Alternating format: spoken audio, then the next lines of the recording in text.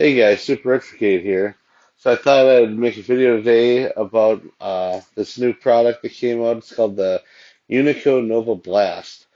It's a Japanese style arcade candy cabinet that is it's meant to be like a sit down style cabinet. It's like a modern recreation of one. Um, it's all metal and it has a 25/26 inch 4x3 LCD. So you're getting that vintage 4x3 aspect ratio for older arcade games. It comes with a functional coin slot and Sandwar controls and a couple speakers and it actually comes apart where it's actually two pieces, which you can see from the seam on the side here. It's kind of like the arcade one-ups where it can actually be taken apart, where you can like take this top section off and then roll the bottom section somewhere and then reassemble it. Right now they're screwed together pretty securely, so you can't do that right now. Um, this is a little different than an arcade one-up because this is meant to be more of like a enthusiast thing. Like it's full scale, so this is nearly the same dimensions as like a actual, Vulix or Chulix that you'd buy. And then it fully supports JAMA, which is like an arcade standard, and then it also supports HDMI devices that you put into it, such as a Mr. PC running MAME, RetroPie on a Raspberry Pi. A lot of different consoles can be connected. Sometimes you just have to get like different USB adapters, USB controller adapters to get different uh, consoles to play with it. But for the most part, it's a pretty cool solution. It's kind of like a big super gun. Um, it isn't cheap. Well, it depends how you look at it. So it is, I believe, 12.99 for the configuration that I have here. Or no, it's 11.99 for the configuration that I have here, which is the base and the top unit without the stools. And there's two configurations of like the marquee that you can get. I liked how this one looked better, so I went with this version. Um, but then the shipping. So the shipping is pretty exorbitant. I paid $400 shipping, so it ended up being like 16 to 1700 bucks depending on taxes to get it here shipped. And there's a lot of controversy about Unico, which is the company that makes this device. A lot of people have been getting units with a lot of damage, and some parts of the device are it's kind of strange with choices they made on some stuff. But at the end of the day, I think I got pretty lucky and I'm pretty happy with mine. Mine doesn't really have any damage. The only thing that happened to mine, and this happened to pretty much everybody, is when they shipped it, they'd have these screws holding the bezel too tight. So like one of the spots on my bezel's cracked from the screw being too tight during shipping. So Unico is supposed to be sending me a replacement bezel, and I saw they just had an update on their Facebook page a couple days ago claiming that they got parts in that they're going to start shipping out for warranty repairs. But one of the things that you'll learn about this company is their communication is pretty poor. And a lot of people have issues with them not communicating and not responding to emails and wanting people to pay to ship defective parts of their unit back to them to get replacements. So it's kind of questionable. Like the customer service is kind of questionable from Unico. Like I paid $400 for shipping on my unit, and they claimed that it was a glitch with their website and that shipping should only been like 250. I emailed them, asked them, "Hey, I got charged 400. They said we'll look into it and send you a refund for the difference in the amount. They never did. So they're not a perfect company by any means. But I think overall you'll find in this video at the end of the day I'm pretty darn happy with this. And I've had other cabinets, like I've had real arcade cabinets, and some of the advantages of this is since it's made out of aluminum, or I don't know if it's made out of aluminum specifically, but it's made out of metal. So if you go and get something from like Rec Room Masters or something that's wooden, like a wooden modern recreation, you know that anytime that you like take something like a wooden piece of furniture or something apart and put it back together, it ends up being like less structurally sound the next time that you put it together. So the nice thing about this is it should hold up pretty well over time. Another thing is that it's much lighter than if it was made out of wood.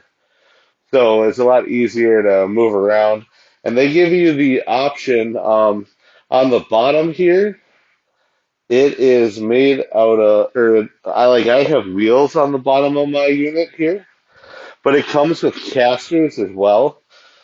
Or not casters. It comes with like I don't know if you call them casters, but it comes with like actual feet too. So you have the option of like whether you keep wheels on it or whether you keep like feet on it. And I went with the wheels so that I can wheel it around to get to the back of it to swap out different devices. But it's nice that they give you that option. And then the other thing is since it's comes in two pieces, you can also take it apart. And if I wanted to move it into another room, I could do that easily. Like here, I have three levels of stairs. So like I have this upstairs in my office, and I was able to get up here and assemble it all by myself because it's so light because it's made out of this strong metal and it doesn't have the giant heavy CRT in it. So right now, what I have running in it is I have a Neo Geo MVS1 slot, and I have the game Street Hoops in there. And what's pretty cool about this is it's all Sandwich controls, so all those are nice. It has square gates on it, which is kind of a preference thing. I've just left them. But some people might like to put like an octagonal gate or a rounded gate, but I'm just leaving it with the square gates. And then what's cool is it has this coin mech, and the coin mech actually works. So right now I was able to put the MVS in one coin slot mode. So when you put in coins, it just feeds like a general pool of credits, and then you can hit player one, player two. And then also this button right here also is credit. So if you wanted to use real quarters or not, you can. And then some of so first I'll show you some of the drawbacks before I show you some of the mods I've done. So kind of the first drawbacks when you get the unit is there was originally side artwork along the side here. And I actually kind of liked the side art, but the vinyl that they printed it on was like an off-white. It was like I don't know what you'd call it, like an egg white or something, where it just didn't match the rest of the metal. So if you do get one of these, or if you're interested in one of these, there's a Discord called the Nova Blasters Discord. And on this Discord, there's a lot of people who are very active talking about these. So that's the place to go if you get one. So what we did on there, or what I saw that someone did on there, which I ended up doing, is I just took a bunch of Goo Gone and I slowly peeled off the vinyl on each side, and then I used the Goo Gone to get rid of the extra glue. And some people, when they did that, they discovered like dents and stuff uh, in the Nova Blast. They just found that they kind of like discovered more damage. But like mine, it ended up being perfect on the sides. So I ended up doing that.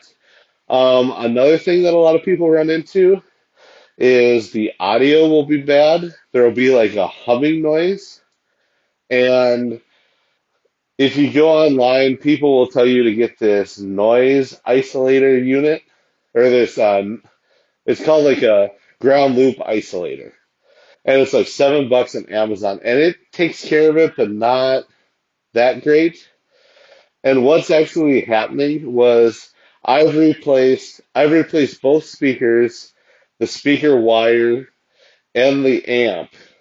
And what I found was even after replacing all that, you still have it when you are doing an HDMI device. So on the back of this LCD monitor that's in here, the monitor itself has an audio extractor built into it that feeds a 3.5 millimeter headphone jack. And that's how you run the audio to the amp. Well, that HDMI audio extractor on the back of the monitor is what's causing that crackling. So if you're using an HDMI device like a PC or a Mister, you're going to want to output the audio straight out of that source device into your audio amp and not go through the monitor's audio extractor if you want good audio. So, but if you're doing JAMA, it doesn't matter because you're not going through that to begin with. So that's something to keep in mind. Another con that people run into is the power supply that's built into the Nova Blast. Even though in early prototypes they showed them just using an arcade power supply, like a Meanwell, Meanwell is a popular brand. What they actually ended up doing in here, which is kind of janky, is they have two like LCD power supplies that they've daisy chained to each other that drive all the power in the device. And like my MV, I don't have an MV1C in there, but I have an MVS one slot board in there. I think it's like a YC something. I forget the model, but it's a one slot Neo Geo. Mine doesn't. My arcade board that I have in there right now works perfectly with their power supply. But people who have a bunch of different JAMA boards, they've had to actually go and wire in an arcade power supply in addition to the regular power supplies. Or we also found in the Discord that if you want to get rid of those janky power supplies and just do an arcade power supply, you actually end up having to do two because all the devices in the unit use so much amperage. Like it takes so much power to, I think, mainly drive the screen in addition to an arcade board that people have had to use like two arcade power supplies in order to drive everything in there. So people have either like left it stock like I have, or if they have a bunch of arcade boards, they've either had to like leave the screen and the speakers and stuff on the original one, on the original TV power supplies, and then wire in a second arcade power supply, or they've had to replace them both with two arcade power supplies. Another thing that people run into when they first get it is there's two fans, and I'm just going to turn it around here. There's two big fans on the back here that blow air out, and they're very loud from Unico. So one of the first things that I did was I replaced them with Noctua fans that are actually running in their slower mode. So these are like dead silent. Now, if you are just putting in like an arcade board or a Raspberry Pi or a Mister, you don't really need any fans at all. But if you were having like a pretty high-end PC down here, I'd definitely put fans down in the base. But I just decided to just wire in some Noctuas right away. So I'll kind of show you back here what I've done to this. So what I have going here, and let me try to get you guys a better view. Um, let's see. Let me try to get you guys a good view here. Pretty dark in there. Um, Okay, that's pretty good. So what I did here was I've got the Neo Geo board with the Street Hoops cartridge, and then this little control is for controlling the settings on the LCD, which I don't typically have to mess with, but the cable's nice and long, so you can be looking at the LCD and adjust its settings like in front of it, which is nice. And then I have this third party audio amp that I put in here. So I replaced both the speaker wire with just like Amazon Basics speaker wire. And then I installed this audio amp. And the cool thing about this audio amp is similar to the um, audio amp that came with the Nova Blast. It also supports the remote audio control here. So I can just turn this to get my audio up. So it's nice that you can just control the audio of the system without having to go inside of it or anything. Another thing that I did was up here up top. You see how you kind of have this white on the cones, or this lit up white on the cones of the speakers? So when I put the aftermarket speakers in here, on the Nova Blast, there was like a black piece of plastic that was kind of a bat cone on the speakers. I took that off so then the light from the marquee bleeds through the speaker cones, and I like how it makes them glow. Another thing that I did is this coin mech down here. When you get it from Unico, it doesn't light up. So on the Discord, once again, the Nova Blasters Discord, which I'll link in the description, it they had a user in there who had first done this mod, and what we did was we took like an automotive light, like a red LED that you'd use in like an automotive application, and it had like a holder that would perfectly kind of sit on the coin mech inside, on the edge of the coin mech where it should. And then I wired that into one of the voltage rails that was one of the 12 volt rails. I believe it was 12 volt. Everything in here is either 5 or 12 volt. But I tied it into like one of the 12 volt rails that was originally going to the stock audio amp. So now every time that I flip the power switch back here. So this is very much like a real arcade cabinet in that where the power plugs in the back, there's one power switch. And when I switch that on, it turns on the audio amp, the lights for the marquee, the lights for the coin mix, fires up my board, fires up my display, and everything just starts rocking. So it's sweet because right on the side back here, you can flip this thing on and off. So then another thing that I plan on doing is there's and what's nice too about using like an MBS board is like since I'm doing JAMA and it's kind of been tested and kind of made for Neo Geo, all the controls just map out perfectly. I don't have to do anything with that.